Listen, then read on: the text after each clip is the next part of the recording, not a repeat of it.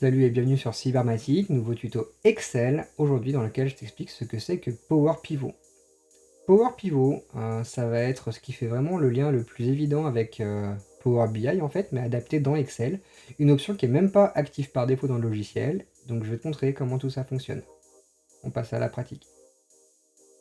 Je suis sur Microsoft Excel, donc dans ce logiciel, donc logiciel classique, j'ai deux onglets, dans lequel j'ai une base de vente, et en deux, j'ai une base des noms.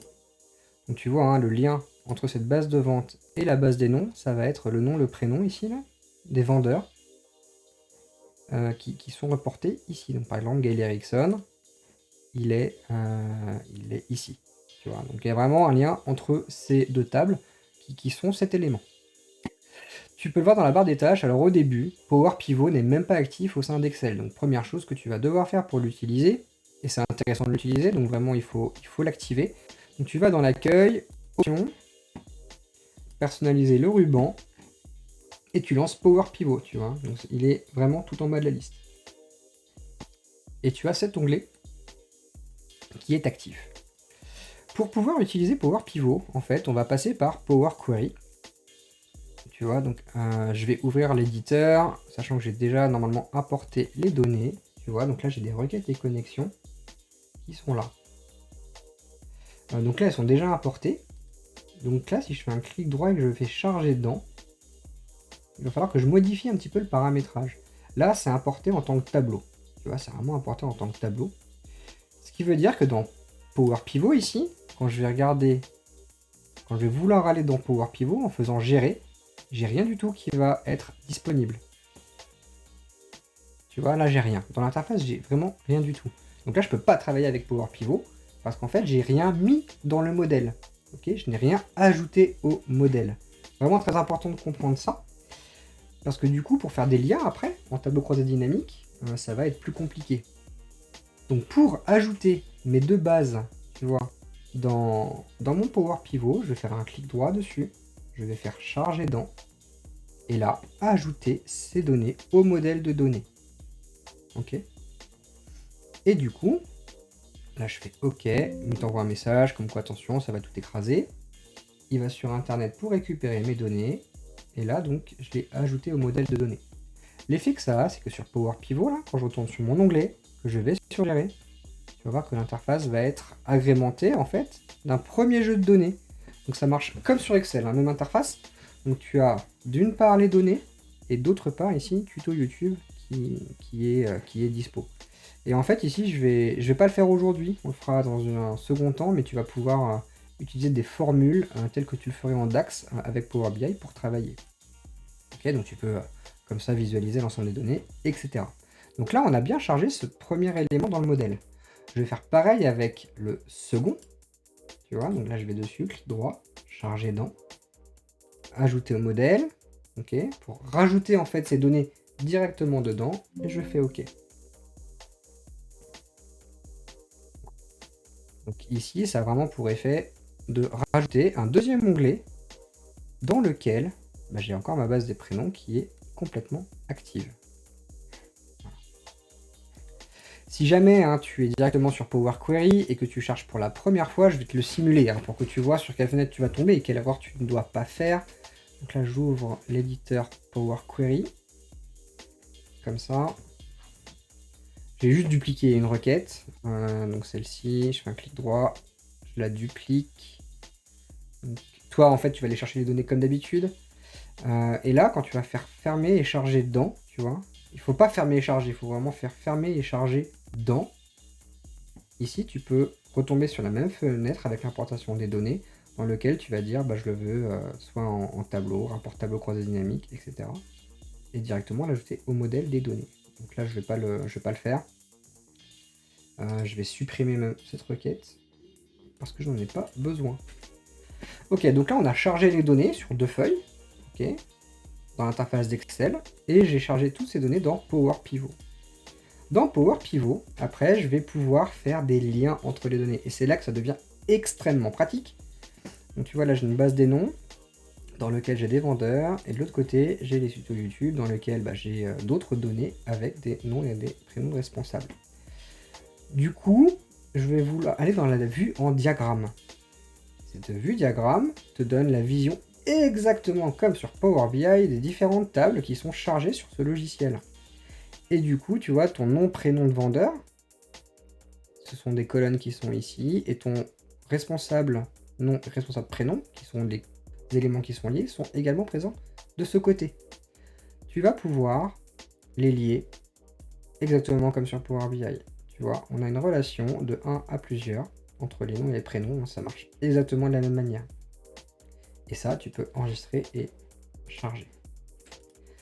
À quoi ça sert? Une fois qu'on a fait ces liens, en fait, en tableau croisé dynamique, tu vas directement pouvoir faire des recherches V sans même créer une seule formule. Tu vois, j'ai pas tapé un seul recherche V et je vais pouvoir croiser mes données directement en TCD. Pour faire ça, je te le montre, je vais mettre en plein milieu. Donc là, je vais insérer un tableau croisé dynamique à partir de data model. Tu vois, le data model, c'est le même icône que Power Pivot.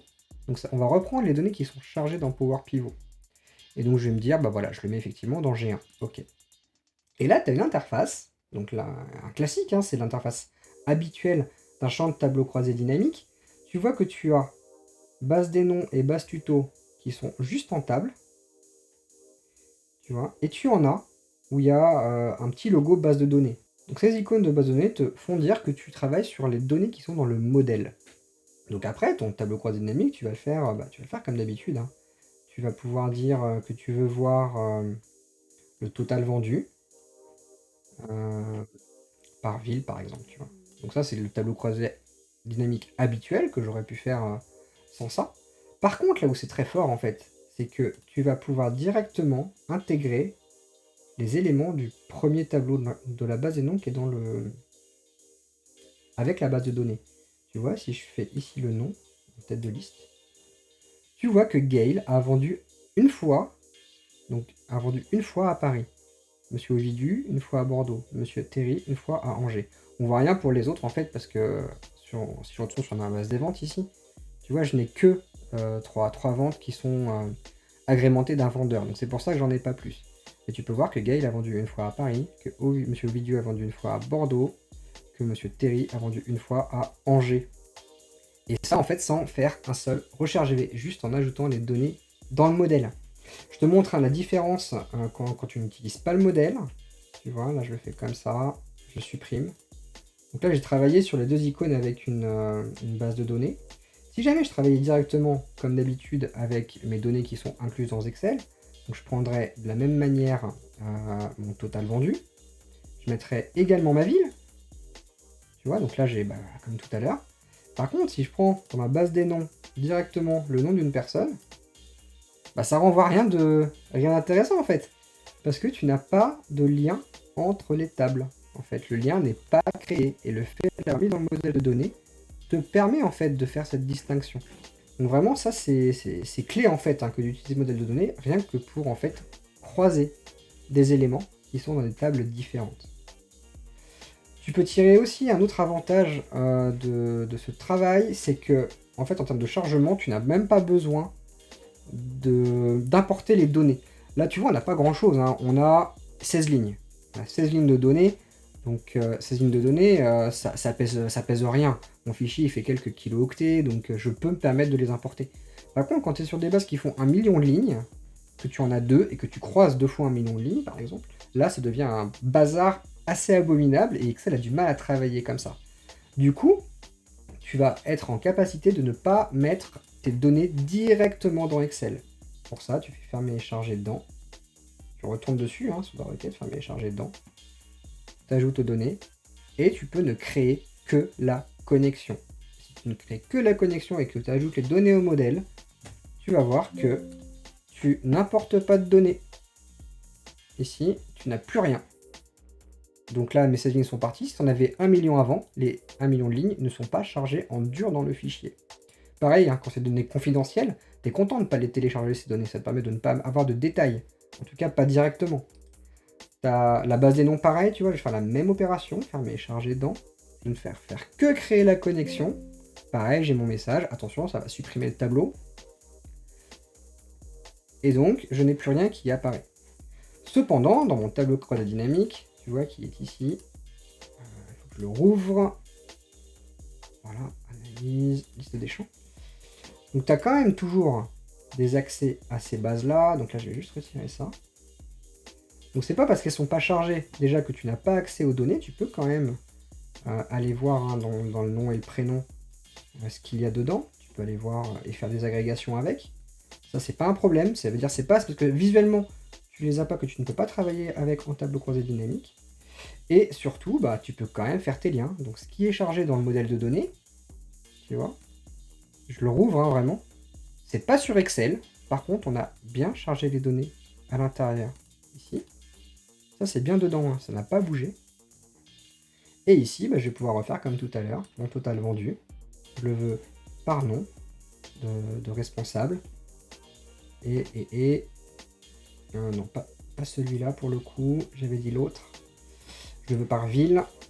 Et je le veux en agrégation avec le responsable. Donc on avait dit le nom. Donc quand je vais ouvrir mon fichier, donc là j'ai plus rien dans la base des ventes, j'ai plus rien dans la base des noms, donc les données sont plus apparentes visuellement. Je vais aller sur mon accueil, dans mes données, actualiser les données, et en fait, bah, tout est mis à jour. Donc je vais le refaire une deuxième fois pour qu'on voie hein, effectivement ici, directement avec les requêtes. J'actualise, ça va chercher sur internet, ça charge, ça télécharge, et là mon tableau croisé dynamique tombe, les liens sont faits, et le fichier du coup est protégé, et surtout il est léger. Voilà pour ce tuto Excel dans lequel je te montre Power Pivot, à quoi ça sert, comment ça s'utilise, et comment tu peux en tirer avantage. J'espère que ça t'a plu, que ce sera utile. Moi, ça m'a été très utile pour alléger mes fichiers, donc je t'invite à tester cette option qui devrait te permettre de gagner un petit peu de temps. Lâche-moi un petit pouce, ça c'est la récompense, et abonne-toi à la chaîne si ça t'intéresse d'avoir d'autres tutos de ce type-là, ou sur d'autres sujets, donc sur la Power Platform, ou des tutos plus simples pour progresser. Allez, amuse-toi bien avec Excel et Power Pivot, et nous on se dit à bientôt pour un prochain tuto. Ciao!